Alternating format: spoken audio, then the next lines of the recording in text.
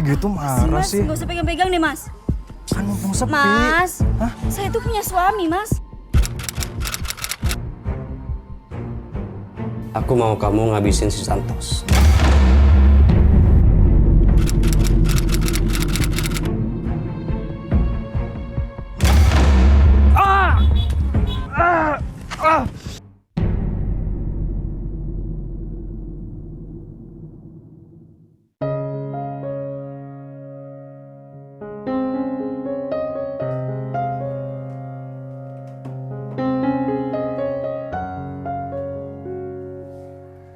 Alkisah seorang pria bernama Santos yang bekerja sebagai perangkat desa di Kecamatan Guling, Pasuruan, Jawa Timur.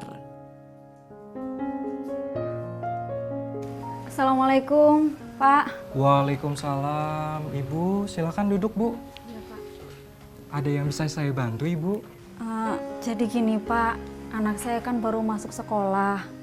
Terus uang saya masih kurang buat bayar buku. Ketambah suami saya kemarin kena PHK. Santos Saya tak bingung, segan Pak. mengulurkan tangan memberi bantuan. Terlebih untuk orang yang membutuhkan. Seringkali ia rogoh uang dari koceknya sendiri.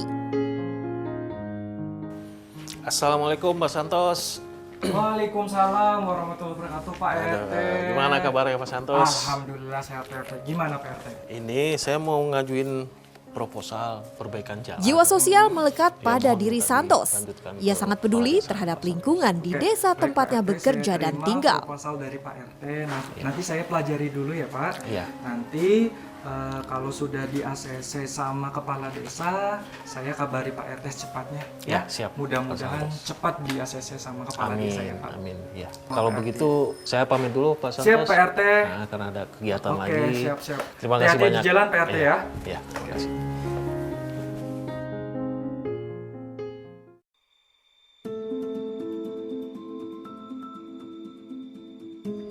Jika lengang, Santos turun ke lapangan melihat kondisi jalanan di desanya.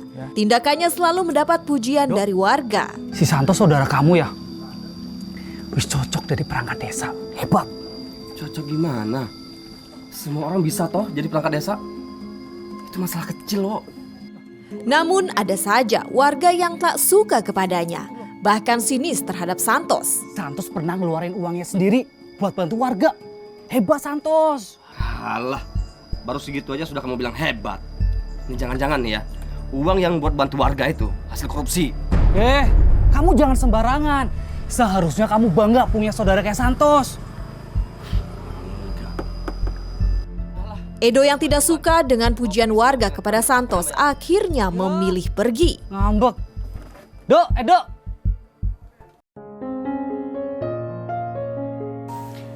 Gimana kerjanya hari ini? Lancar kan? Alhamdulillah lancar, tapi agak capek sedikit. Edo memiliki seorang istri bernama Rita. Untuk menafkahi keluarga, Edo bekerja serabutan di kampungnya.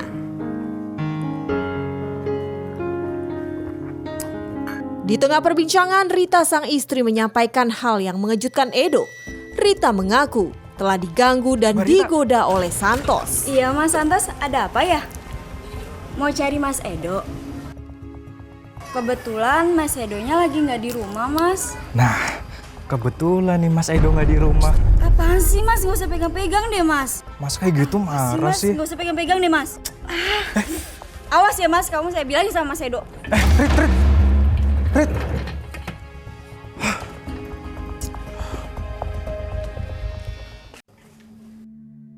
Aku mau ngomong sesuatu sama kamu. Mau ngomong apa? Kamu kenapa? Mendengar kayak- cerita Rita kayak takut istrinya, hati Edo mendidih.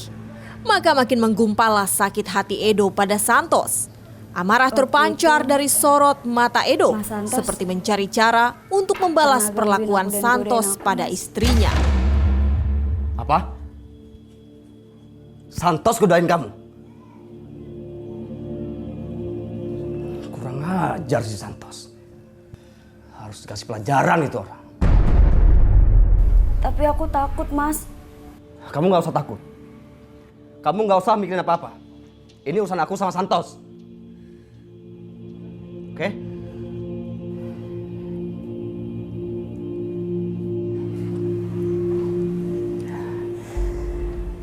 Kamu tenang ya. Kamu nggak usah takut. Kamu nggak usah mikirin apa-apa. Oke? Biar aku yang ngelesain semua ini.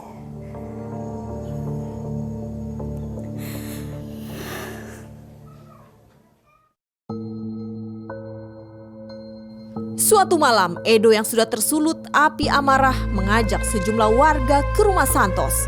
Mereka meminta Santos mundur sebagai perangkat desa. Santos! Santos, keluar, Pak Santos! Pak Santos! Santos! Sontak kedatangan warga dan Edo membuat Santos dan istrinya terkejut. Di hadapan warga dan Edo, Santos membantah semua tuduhan yang diarahkan padanya. Santos, warga sudah tidak percaya lagi dengan Bapak. Lebih baik Bapak mundur sebagai perangkat desa. Sabar bapak-bapak, jangan terpancing emosi. Kalau memang benar itu yang dituduhkan warga, saya siap mundur, Pak. Oke, Pak. Karena sekarang sudah malam, mending bapak-bapak segera pulang, Pak. Baik Pak, kita tunggu kebenarannya ya Pak. Yuk. Ya Santos, urusan kita belum selesai ya. Sekali lagi kamu ganggu Rita, aku nggak akan segan-segan kasih kamu pelajaran. Ingat itu. Istri Santos yang mendengar langsung cerita Edo syok dan marah. Ia tidak pernah menyangka. Apa benar yang dikatakan sama Mas Edo? Kalau kamu udah gangguin istrinya dia? Enggak lah, Bu. Bapak nggak seperti itu, Bu. Alah, omong kosong. Pasti kamu bohong. Buktinya Mas Edo sampai marah ke Bapak. Mulai sekarang, aku mau pisah sama Bapak. Aku nggak mau punya suami yang nggak jujur. Bu, dengerin Bapak dulu. Bapak nggak seperti itu, Bu. Itu fitnah, Bu. Enggak, Pak. Udah cukup. Saya nggak mau dengar apa-apa lagi penjelasan dari Bapak. Bu, buka pintunya, Bu. Bu, itu fitnah, Bu. Bu, buka pintunya, Bu. Dengerin penjelasan Bapak, Bu. Karena merasa dirinya difitnah, Santos membela diri. Ia berusaha meyakinkan istrinya. Namun yang terjadi, sang istri memilih untuk berpisah.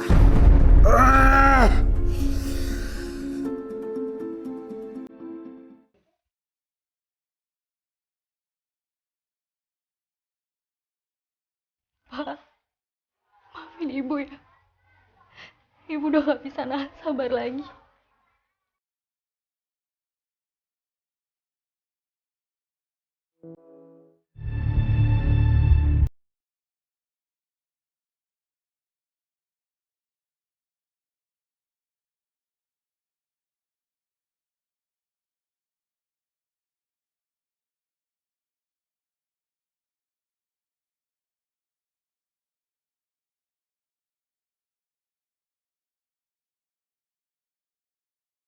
Santos yang tertidur di ruang tamu terkejut dengan suara letusan bom ikan.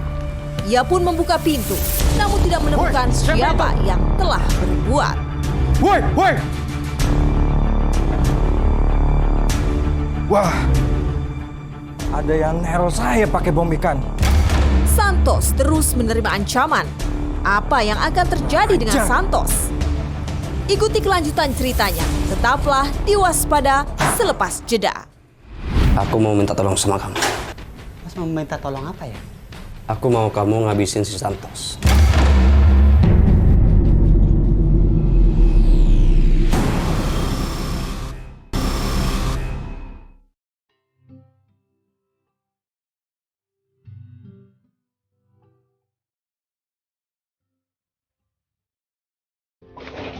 No, tolong karung yang di situ ditimbang di sini, No. Terus taruh di situ ya, No ya. Oh ya, Oke, No. baik Pak. Tahun berlalu, Santos yang sudah berpisah dengan istrinya memilih pindah ke Sidoarjo dan memulai kehidupan yang baru. Berkat jeripayahnya, Santos sukses menjadi pengusaha barang rongsokan.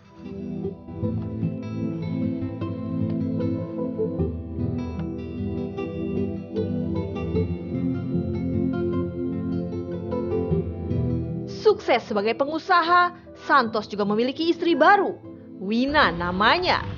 Sejak menikah dengan Wina, usahanya terus berkembang. Mereka pun dikaruniai seorang anak. Pasti buatan kamu enak nih. Kamu jangan lupa makan sore, nanti malam kita makan lagi, ya. Pokoknya saya nggak mau lihat kamu kurus. Iya, bawel deh. Yaudah ya, Oke. dadah. Love you.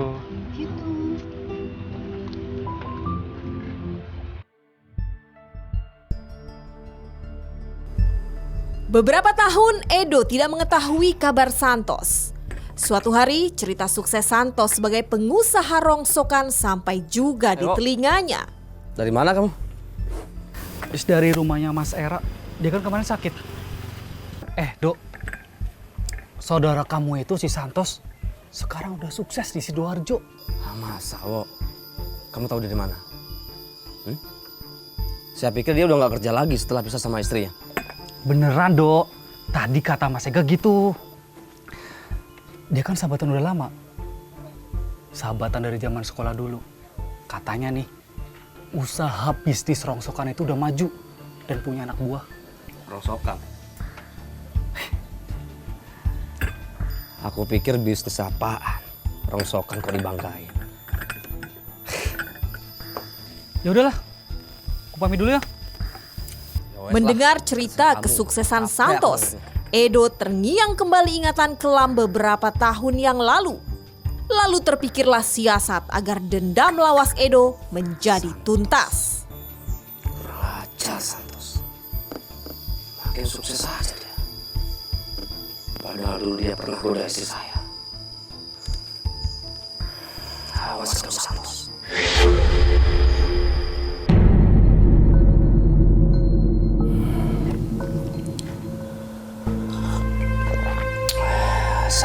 Santos. Kamu tunggu pembalasan dari saya.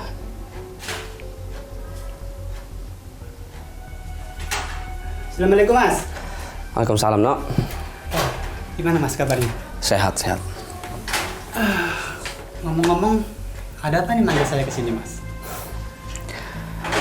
Jadi begini, Nok. Edo kemudian meminta bantuan kepada Yono saudaranya. Dengan iming-iming uang 100 juta rupiah, Edo menyuruh Yono menghabisi Santos. Aku mau kamu ngabisin si Santos. Emang ada masalah apa sih, Mas? Aku itu sakit hati sama dia. Tapi bukan dengan cara itu juga kan, Mas? Gini, Ano. Kamu kan sepupu aku yang paling dekat sama aku. Jadi, aku kasih kamu 100 juta kalau kamu berhasil ngabisin si Santos. Gimana? Tapi cara eksekusinya gimana, Mas? Kalau masalah solusi, itu ada sama saya.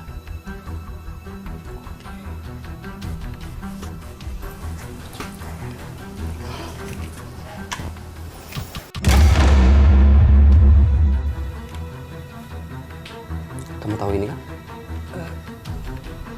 Ini apa nih maksudnya, Mas? Pakai ini kamu habisin dia.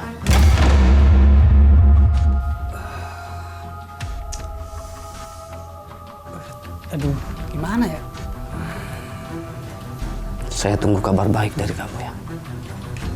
Baik, Mas. Kalau begitu, saya permisi dulu, Mas. Silakan. Ya, mari, Mas.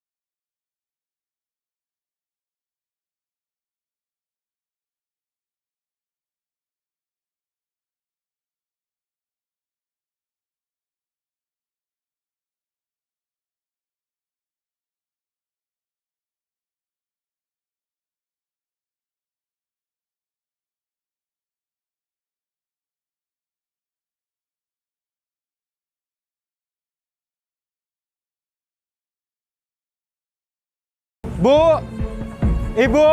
Ketika Santos sedang berdiri menunggu, lalu datanglah Yono dengan sepeda motornya yang menyamar sebagai ojek online. Santos tidak menaruh curiga. Ketika Santos lengah, Yono pun beraksi. Santos dieksekusi. Ia ditembak sebanyak 2 kali. Santos roboh tak berdaya. Sang eksekutor langsung melarikan diri. Mendengar teriakan sang suami, Wina yang sedang menggendong anaknya berlari menghampiri. Melihat suami meregang nyawa, Wina panik meminta pertolongan. Tak lama, warga yang mendengar teriakan Wina datang memberikan pertolongan. Melihat kondisi Santos yang banyak mengeluarkan darah, Wina dibantu oleh warga segera membawanya ke rumah sakit. Wina yang menyaksikan suaminya lemah tak berdaya tampak syok dan tak kuasa menahan sedih. Tahan Pak. Tahan. Kita harus rumah sakit sekarang Pak ya. Bapak bertahan dulu. Lalu bagaimana kondisi Santos? Setelah dibawa ke rumah sakit, apakah bisa diselamatkan? Bagaimana juga dengan penembak yang berhasil melarikan diri? Terus ikuti Waspada, selepas jeda akan kembali.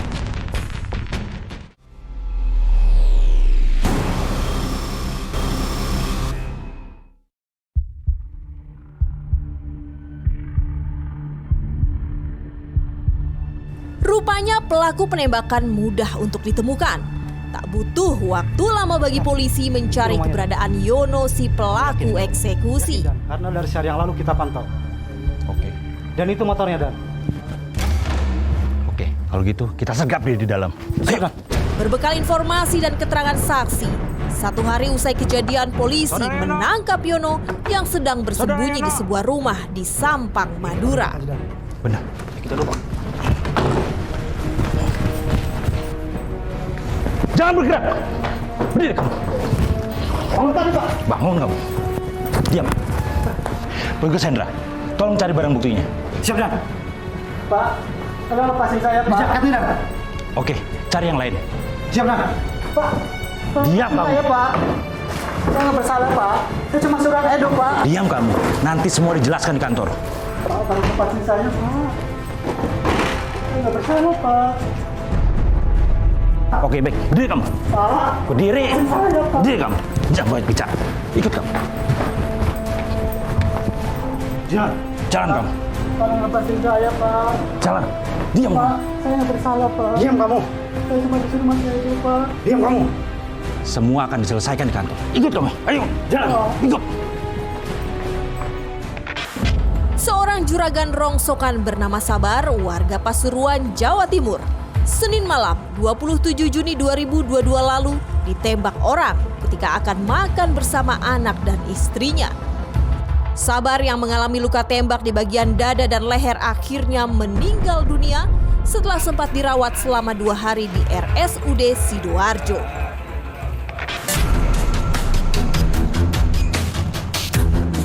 Pengungkapan pembunuhan yang direncanakan atau penganiayaan yang mengakibatkan korbannya meninggal dunia, dan kami berhasil mengungkap pelaku ini bernama saudara J. Kita tangkap, kita amankan waktu di daerah Madura keesokan harinya setelah kejadian tersebut, bahwa saudara J ini disuruh oleh yang memberi order adalah saudara E yang masih merupakan sepupunya dengan dijanjikan nominal sebesar 100 juta rupiah.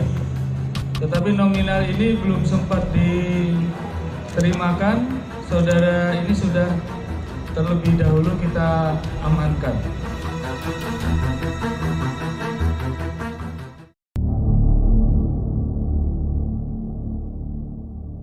Semua yang melakukan itu, Pak, diambil semua, termasuk istrinya yang jadi dalangnya itu, Pak.